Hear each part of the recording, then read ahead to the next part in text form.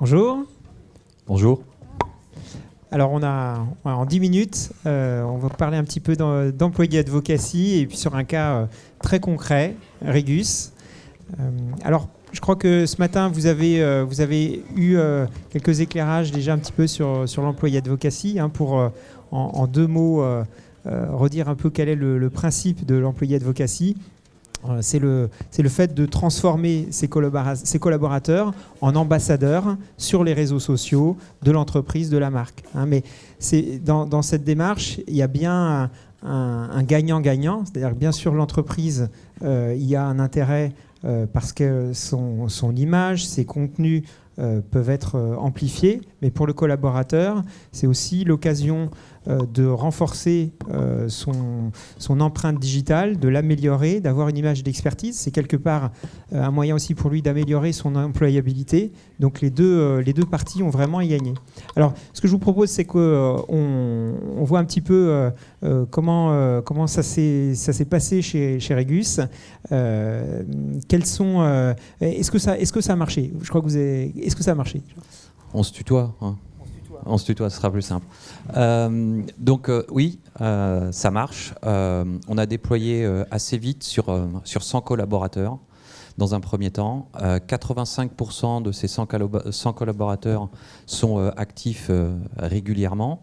Ça, c'est un premier métrique intéressant. Le second métrique qui est encore plus intéressant pour nous, c'est que 35% de ces 100 collaborateurs publient plus de 10 articles par semaine sur les réseaux sociaux. Donc, et ça nous apporte un reach important puisque les derniers chiffres que Sociable a mis à notre disposition montrent qu'on a touché plus de 500 000 personnes rien que sur le mois de novembre. Donc oui, ça marche. Alors, concrètement, qu'est-ce qui fait que ça marche ? Alors, je ne sais pas si on a trouvé la recette, mais on a travaillé sur 3 choses. On a travaillé sur les peurs, on a travaillé sur l'envie et sur la facilité. Les peurs d'abord. Les peurs, on va dire qu'il y en avait deux catégories. Que va penser le management de mon activité sur les réseaux sociaux ? Et donc ça, c'est assez simple à travailler. C'est une histoire de montrer l'exemple et s'assurer que les managers montrent l'exemple. Et ensuite, la deuxième peur, c'est qu'est-ce que j'ai le droit de faire, qu'est-ce que je n'ai pas le droit de faire. Et là aussi, c'est assez simple, puisqu'avec avec Sociable, c'est très simple. Tout ce qui est publié dans Sociable, et peut-être qu'on peut passer juste le slide suivant, tout ce qui est publié dans Sociable, les collaborateurs sont tranquilles, ils peuvent absolument le publier sans aucun souci, ils n'ont pas de questions à se poser. Ensuite, l'envie. Alors, l'envie, c'est 2 angles aussi. Un premier angle qui est je trouve du contenu que j'ai envie de publier. Nous, en tant que marque, en tant que directeur commercial et marketing, on a envie que les collaborateurs poussent un certain type de contenu, mais ce n'est pas forcément celui avec lequel ils sont à l'aise et ils ont envie de pousser. Donc, on a essayé de multiplier le type de contenu, donc des contenus plutôt sérieux pour que le collaborateur puisse se positionner, par exemple, sur des réseaux sociaux comme LinkedIn, comme un professionnel de son métier. Des contenus plus sympathiques, plus fun, pour les collaborateurs qui ont envie de publier des choses sur leurs réseaux sociaux personnels, type Facebook. Donc, l'envie, on l'a travaillé au niveau du contenu en multipliant le type de contenu. L'autre angle autour de l'envie, c'est le jeu. Donc ce qu'on appelle la gamification, mais ce qui dans le monde des gens qui ne sont pas dans le digital, qui ne sont pas dans la communication, appelle le jeu. Et faites attention à votre vocabulaire quand vous parlez à des directions fonctionnelles qui ne sont pas du métier du digital, ça peut faire peur. Utilisez plutôt le jeu que gamification, mais le jeu, c'est quelque chose qui a aidé vraiment à emporter l'adhésion et à démarrer très très vite. Et on est resté dans le monde des réseaux sociaux puisque sur la période de 3 mois, qui a été notre période de lancement, les personnes qui participaient le plus activement gagnaient un abonnement LinkedIn Premium. Pour nous, c'était la garantie que c'était des gens qui savaient utiliser les réseaux sociaux et qui en avaient l'envie. Et que donc on pouvait leur donner plus de clés pour avancer dans l'engagement à travers des réseaux sociaux. Et le troisième axe, donc, c'était la facilité, et là c'est l'outil. L'outil est d'une simplicité absolue. Il y a deux raisons principales pour lesquelles on a choisi Sociable. La première, c'est la confiance en Brainsonic, que je connais depuis longtemps. Et la deuxième, c'est l'effet démo. Jean-Louis m'a fait une démonstration et j'étais convaincu. C'est vraiment d'une simplicité d'enfant. Nos collaborateurs ne sont pas tous des férus de technologie. Ils sont en revanche très engagés, ils ont envie de faire plein de choses autour des réseaux sociaux.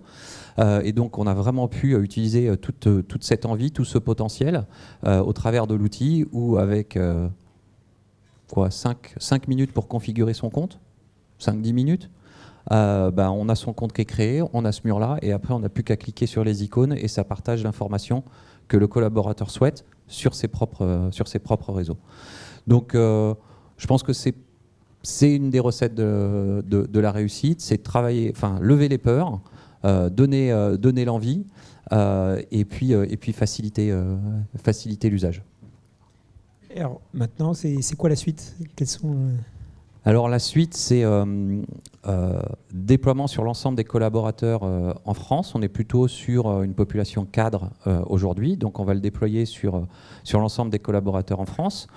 Sur la France, donc mon domaine de responsabilité, on va travailler notre stratégie de contenu en fonction des premiers retours d'expérience, en fonction de ce qu'on a vu qui marchait, que les employés avaient envie de publier, et les autres types de contenus. Bien entendu, on va développer plus de contenu, parce qu'on n'a pas développé de contenu spécifiquement initialement. On a pris du contenu existant, ça nous a permis de nous rendre compte de pas mal de choses aussi, qu'on en avait plein de contenus et qu'on pouvait créer un repository de contenu assez facilement. Et puis ça nous sert aussi de communication interne. On s'est rendu compte que mettre cet outil à disposition de l'ensemble des collaborateurs, ça leur faisait prendre conscience qu'il y avait tout ce contenu. Donc on va travailler le contenu, on va commencer à créer du contenu spécifique. Et puis la grosse étape qui est pour ce début d'année, sur le Q1 2016, c'est le déploiement sur le monde, donc sur plus de 10 000 collaborateurs. Et sur je dirais le retour des collaborateurs, est-ce que du coup ils voient à la fois, est-ce qu'ils voient leur intérêt personnel aussi dans ce dispositif? Oui, il faut pas être naïf, c'est leur réseau, ils choisissent de le partager avec nous, avec leur entreprise, donc ils le font s'ils y ont un intérêt. Donc oui, c'est un gros moteur. L'envie, ce que je disais tout à l'heure, c'est un gros moteur. Après, je sais que tu as plein d'autres retours d'expérience, donc je ne sais pas si on est un cas particulier, mais peut-être tu peux partager d'autres retours d'expérience. Je pense que ce sujet, il s'est pas mal développé déjà depuis 2-3 ans aux États-Unis. Donc là, on a des clients comme Microsoft, par exemple. On a déployé dans une quarantaine de pays. Et effectivement, le moteur, c'est bien sûr l'amplification, parce que dès lors qu'on va mettre 10, 20, 30 000 collaborateurs pour partager du contenu, on a un effet de reach qui est colossal. Déjà avec 150 personnes, tu touches 500 000 personnes, donc avec des dizaines de milliers, l'effet est colossal, mais il y a un vrai enjeu qui est dans les chantiers de transformation digitale. C'est un moyen aussi pour les collaborateurs de faire un step suivant, d'améliorer leur profil et leur capacité aussi à étendre leur réseau professionnel par ce biais. Aujourd'hui, si on a une crainte, c'est de saturer un peu les contacts, parce qu'il y a un véritable succès, et j'ai plus du tout d'inquiétude sur le reach qu'on peut avoir, j'ai juste l'inquiétude qu'on en fasse trop et qu'on sature notre communication. Mais c'est et ça, c'est vrai que du coup, on revient au contenu. Le contenu est essentiel, à la fois que ce soit du contenu qui soit engageant pour le collaborateur, mais pour son réseau.